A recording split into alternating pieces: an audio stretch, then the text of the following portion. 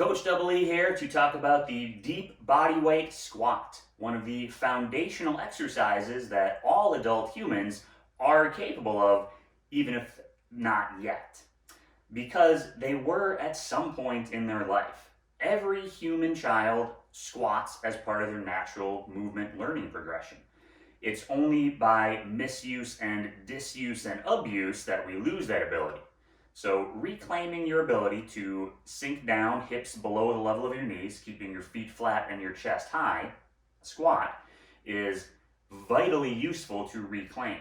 Being able to squat deeply and be comfortable there pretty much guarantees that you've got healthier ankles, knees, hips than most of your peers, especially as you age. So, what are we looking for in a good squat? Well, first we can test it with simply body weight. The ideal is feet straight forward, however, every body is a little bit different, and so a slight turnout, as much as 15 to 30 degrees, is acceptable. More than that, you'll start to impact the mechanics, and so if you find yourself there, do try to bring it in, maybe seek some extra assessment. So your comfortable stance, approximately shoulder width, seen from the side.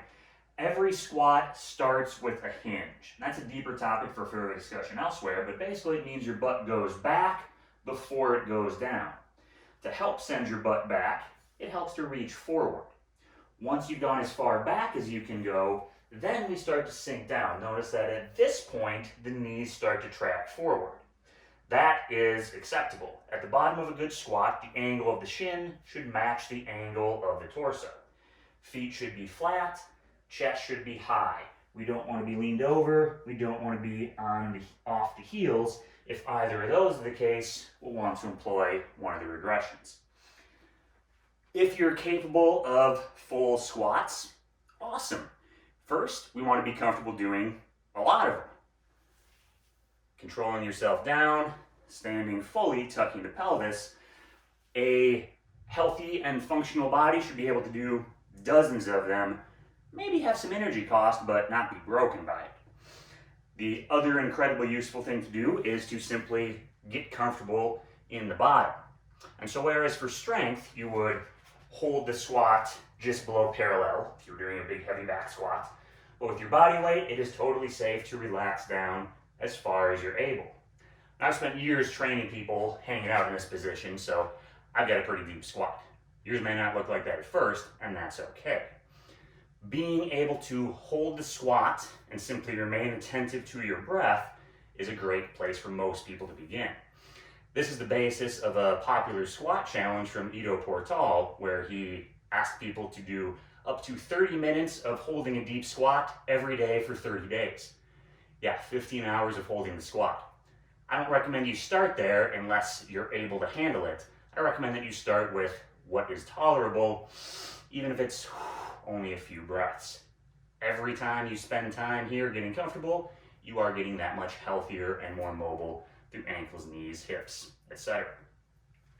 Now, if we're not there yet, here are the regressions we can use to start approaching it. First, if we're unable to hold the bottom of a squat unassisted, we can use some support. This is the best use I have for the Stairmaster here. Really, any solid object that you could lean back on and it wouldn't tip over will work. You can use a solid railing, you can use a heavy piece of furniture, you can use a sign of some nature. But we set up with our normal squat depth, and as we go down, we can help walk the hands into position where we can hold a squat that otherwise wouldn't be possible. If I let go of this right now, my knees aren't far enough forward, my weight's too back on my heels. But because I have this, I can hold this squat I wouldn't otherwise be able to. Now, we don't want to become reliant on it, right? Like holding this is not going to help me translate to my squat.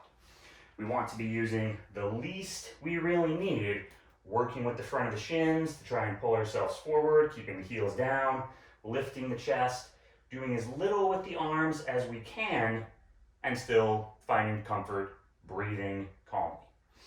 When you're ready to come up, especially if you feel some tension in the knees, be sure to inhale to brace and feel free to use the hands as you drive the legs into the floor.